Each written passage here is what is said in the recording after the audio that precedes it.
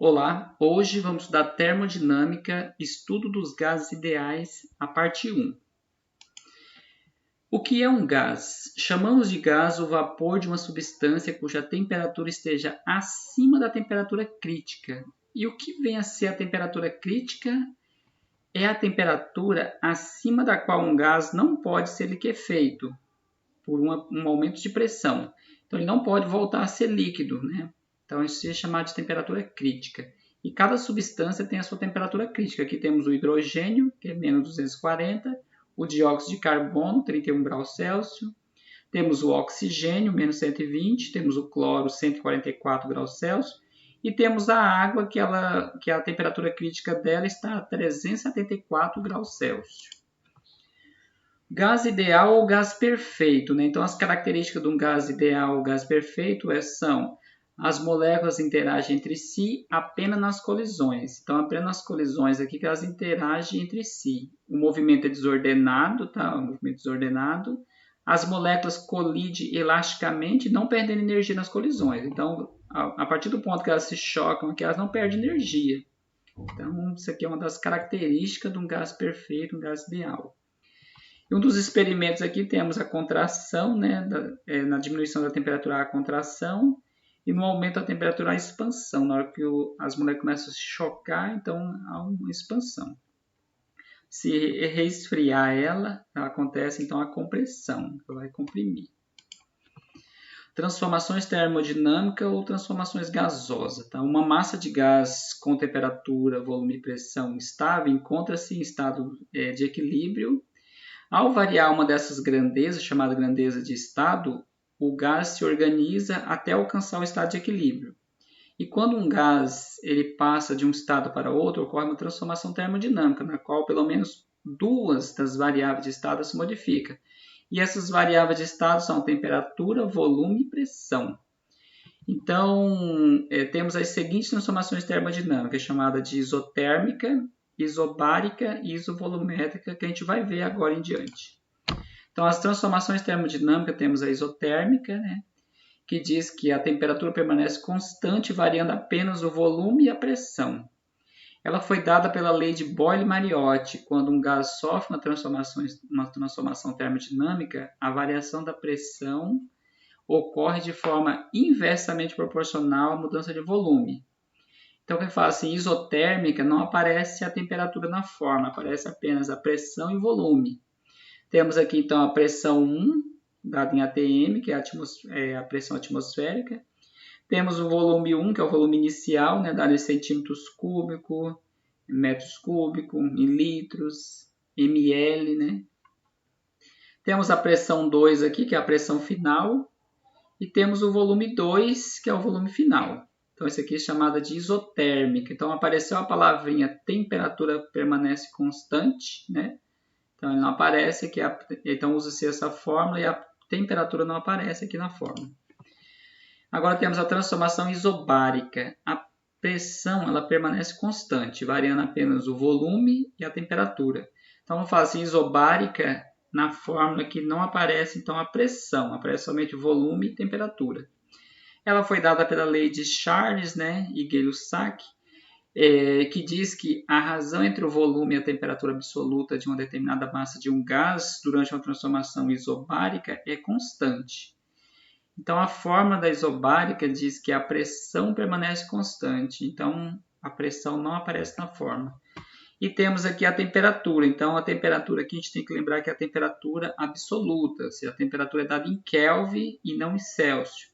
Então, se vir a temperatura lá em Celsius, temos que fazer essa conversão, usando essa fórmulazinha aqui, ou somando com 273, tá? Então, a temperatura Celsius mais 273, vamos converter para Kelvin. Aqui, então, temos a temperatura, é o volume inicial, é a temperatura inicial, dividido por volume final, dividido pela temperatura final. Então, essa aqui é a fórmula. Transformação isovolumétrica, também conhecida como isométrica ou isocórica. Tá? Você pode ver lá, você pode achar alguns exercícios escrito isométrica ou pode estar escrito isocórica. Então, quando aparecer isso, vai dizer que o volume permanece constante, variando apenas a pressão e a temperatura. Então vamos observar aqui que na fórmula não existe, então não vai aparecer o volume, vai aparecer apenas a pressão e temperatura. Ela foi dada pela lei de Charles, então Charles construiu essa lei aqui dizendo que a razão entre a pressão e a temperatura absoluta de determinada massa de gás durante a transformação isovolumétrica, né, ela permanece constante. E a fórmula, como não aparece, então, como o volume é constante, então ele não vai aparecer aqui na fórmula. Então temos apenas pressão inicial dividida pela temperatura inicial e a pressão final dividida pela temperatura final. Então aqui temos a temperatura em Kelvin, né, sempre em Kelvin, e o volume aqui ele pode ser dado em ml, pode ser dado em metros cúbicos e também em litros, tá? Então vamos a alguns exemplos aqui para fixar bem melhor na nossa mente. Então vamos um primeiro exemplo. Certo recipiente de capacidade 8 litros contém um gás ideal a 3 atm de pressão. Qual será o valor da pressão que esse gás ideal exercerá nas paredes do recipiente se a temperatura for mantida constante e o volume for reduzido a 2,5 litros? Então, se a temperatura aqui permanece constante, então a temperatura não aparece. Então, a gente vai usar aquela formulazinha lá do P1 vezes V1, P2 vezes V2. Então, os dados aqui temos o P1, P2, o P2 nós estamos procurando. O volume 1 é 8 litros e o volume 2, 2,5. Então, a pressão aqui é de 3 atm. Então, vamos usar essa fórmula aqui, ó. Substituindo os valores dos dados aqui na fórmula, temos 3, que é a pressão, e o volume é 8, né, o volume inicial. A pressão 2 não temos, que ele quer saber qual foi a pressão, e o volume final 2,5 litros. Então, 3 vezes 8, 24. O 2,5 que está multiplicando passa dividindo. Então, P2 é igual a 24 dividido por 2,5. Então, deu mais ou menos 9,6 atm. Então, a resposta aqui, então, 9,6 atm. Bem fácil. Então, uma coisa que vocês têm que saber aqui para identificar qual fórmula utilizar, é só olhar aqui no texto. Ó. Temperatura mantida constante. Então, temperatura constante, então a temperatura não aparece aqui, ó. Se não aparece, então a gente utiliza essa fórmula aqui, tá? Ou então olhar aqui, ó, separar os dados, né? Ó, temos pressão, pressão, volume, volume. Então, a única forma que utiliza pressão e volume é essa aqui, tá? As outras vai usar pressão e temperatura, ou temperatura e volume, coisa assim. Então, exemplo 2 aqui, a gente vai falar sobre a isobárica, tá? Na isobárica diz que um gás, aqui o exemplo diz, um gás de volume 0,5 metros cúbicos a uma temperatura de 20 graus Celsius, ela é aquecida até a temperatura de 70 graus Celsius. A pergunta é, qual será o volume ocupado por ele se essa transformação acontece sob pressão constante? Então, se a pressão aqui é constante, então ela é isobárica, tá? Então, usa aquela forma da pressão. Então, lembre-se, a temperatura aqui tem que estar em Kelvin, então vamos converter logo essas temperaturas, né? 70 273 mais 70, 343. E o 20 aqui mais 273, 293. Então, sempre somar com 273 para alcançar a temperatura absoluta, que é a temperatura Kelvin, tá?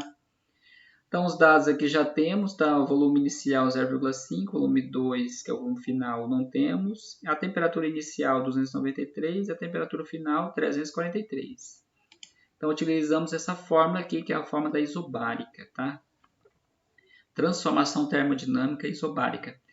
Então, substituindo os valores aqui, 0,5, né? Temos aqui. Temperatura inicial 293, temperatura final não temos. Quer dizer, a temperatura temos, o volume final não temos. Então, aqui é simplesmente uma multiplicação cruzada. Aqui. Então, multiplica 0,5 por 343. E o volume 2 aqui repete com 293. Então, aqui já está pronto, armada a nossa conta. 0,5 vezes 343, 171,5. Está multiplicando, passa dividindo. Então, dividindo aqui 171,5 dividido por 293, então deu mais ou menos 0,58 metros cúbicos, o volume final dele, tá? Então, ele começou com volume de 0,5. Então, o volume aqui aumentou para 0,58, quase 0,6. Tá? Exemplo de isovolumétrica. Exemplo 3. Um gás que se encontra a temperatura de 200 Kelvin é aquecido até 300 Kelvin. Sem mudar de volume, se a pressão exercida no final do processo de aquecimento é 6 atm, qual era a pressão inicial? Então, aqui é isovolumétrica, que a gente quer saber, então quer dizer que o volume permanece constante. Então, quer dizer que não temos o volume.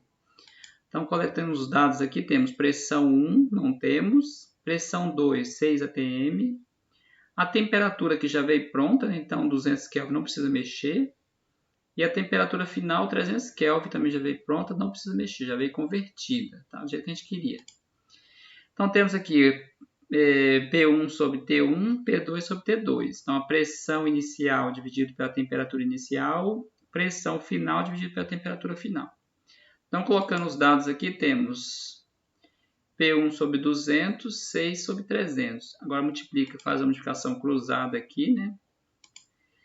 6 vezes 200, 1.200, P1 vezes 300, P1 vezes 300. Está multiplicando, passa dividindo. Então, aqui o P1 está multiplicando, quer dizer, o 300 está multiplicando, vai passar dividindo aqui com 1.200. Então, 1.200 dividido por 300 deu uma pressão de 4 atm. Então, aqui está a resposta para vocês, tá? Então é isso, pessoal. Bons estudos a todos. Até a próxima. Tchau para todos.